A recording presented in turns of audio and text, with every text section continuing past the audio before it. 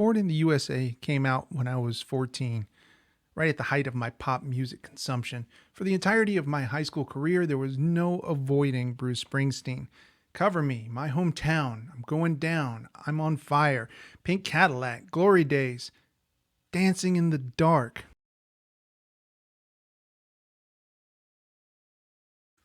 All of these songs played constantly.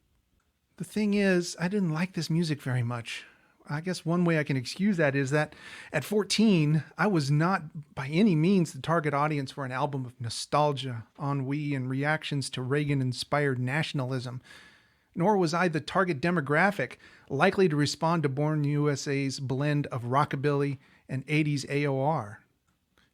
Then the 75 to 85 live box set came out when I was 16, right at the age when I was abandoning pop music and starting to gravitate towards what today would be called classic rock. But despite the fact that the whole world seemed to be going nuts for this box set, I never listened to it the whole way through. Bruce still pretty much, at least in my mind, wasn't for me. I should also say that it was right about at this time in my life that an adult entered my daily life who hailed from New Jersey and was a huge fan of Bruce. And for the first time, I got to witness firsthand the undeniable fact that for millions, Bruce Springsteen is more than just a songwriter and musician. He is every bit as important a regional and cultural touchstone as the Alamo is for Texas or Mardi Gras is for New Orleans. Or I guess Mobile, if you want to be pedantic about it. And while the knowledge of Springsteen's impact still wasn't sufficient to get me to dig further into his catalog, I eventually got to a point where I could no longer deny that Born to Run was actually a pretty great song.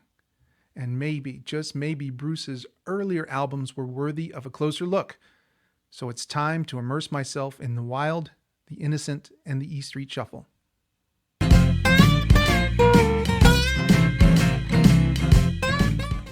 One thought kept going through my mind listening to this album for the first time, and that is, this is one of the best Van Morrison albums I've ever heard. The upfront drums and bass, the horns, the rambling vocal lines that spilled out over onto the next bar, that's all classic Van. If you were to replace E Street with Belfast in the opening track, you would never know it wasn't from St. Dominic's Preview or Hard Nosed the Highway. The next thing that stood out to me was the guitar intro in Kitty's Back. I honestly thought it was Roy Buchanan. Everything about it was straight up Roy Buchanan. It's a Telecaster played with a heavy pick, treble turned all the way up, add some overdrive, some delay, and some reverb, and a bit of pinched harmonics. I actually had to stop and look it up.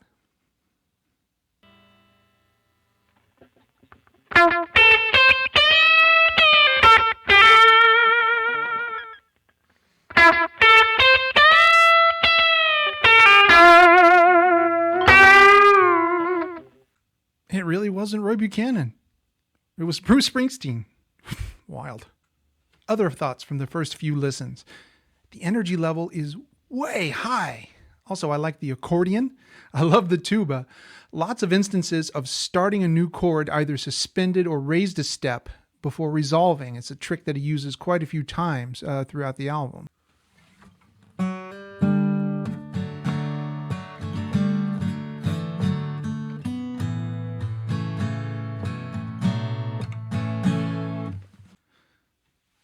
Mostly, though, I found myself really enjoying what I was hearing. Let's see how I feel after a bunch more listens.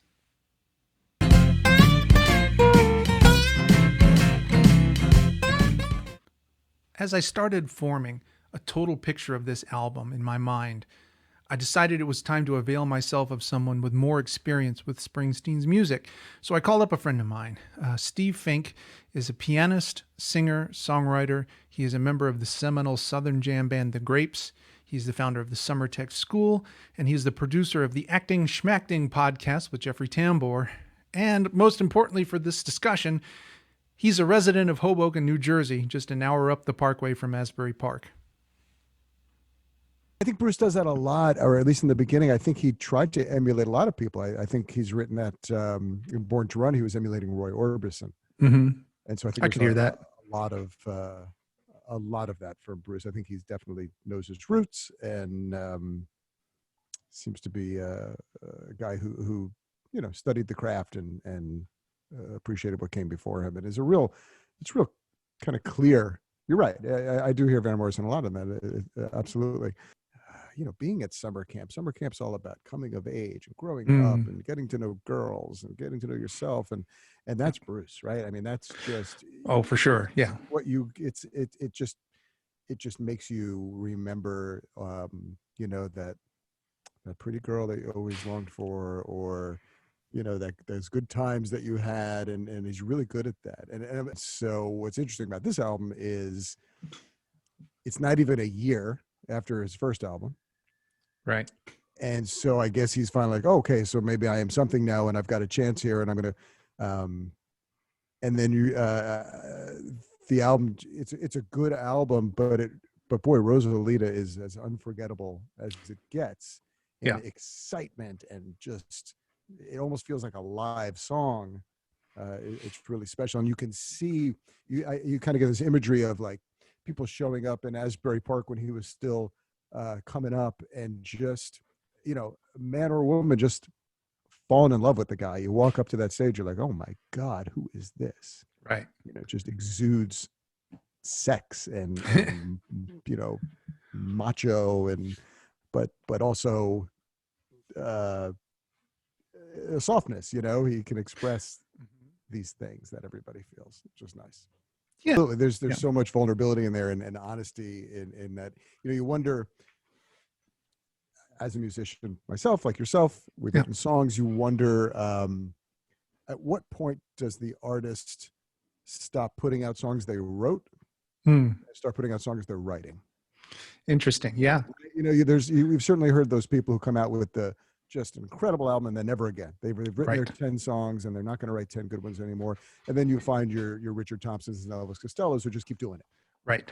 And you wonder about this one. Is this another collection from the live shows that they was cultivating for so long? Certainly you hear that in something like a Rosalita, Mhm. it's just the pinnacle of that. So I wonder, I wonder how where Born to Run was a clear album, Mhm. in the artist sense. This one feels a little bit back and forth. It feels a little bit like Asbury, and it feels Right. a little bit like it's heading towards that way. Like, oh, maybe I'm serious about this. Sometimes I wonder though if a lot of that has more to do with I'm young, not me, but Yeah. I'm a young artist, and I got to rely on this engineer, and I got to Mm. rely on this producer, and this Mm. is what they say is the way to do. Right. So when Phil Ramone is producing The Stranger, how much is Billy Joel? How much is Phil Ramone? Now Billy's at a pretty good place in his career at that point. Oh, that was a big big breakthrough for him. So you wonder if Bruce coming in on his second album, how old is he? Do we know how old he was? I don't. I had no. You wonder how much that is that, or is some of that insecurity? Yeah. Let me hide behind these drums. I got this drummer that I've been relying on so much. I see a lot of parallels between Max Weinberg and Liberty DeVito, right? They seem to be, and so you wonder how much of that really goes into, at what point did Bruce feel like I've got control of this now? Here's the thing. While this album is on, it has my complete attention. Everything about this music feels great. The energy, the intent, the execution, it all comes across. A couple of the songs, like July 4th, Asbury Park, and New York Serenade, managed to pull off one of the most difficult things a group can do, and that is they pull off quiet intensity. So while my headphones are on and the music's playing, I'm completely happy. But then something happens when it's done, and I'm thinking about what I just heard. The 7 individual pieces start to feel like they're all the same song, and that song has some problematic implications for me. I used to wallow in nostalgia a bunch. I've come to realize, though, that the impulse towards nostalgia has an inherently toxic effect on your life. So maybe that's what I'm reacting to when I react to these songs. But actually, I think what I'm picking up is not exactly nostalgia, but it is nostalgia adjacent. The feeling is definitely one of hearkening back, but not to anything real. Instead, it puts me back into the headspace of me as a daydreaming teenager.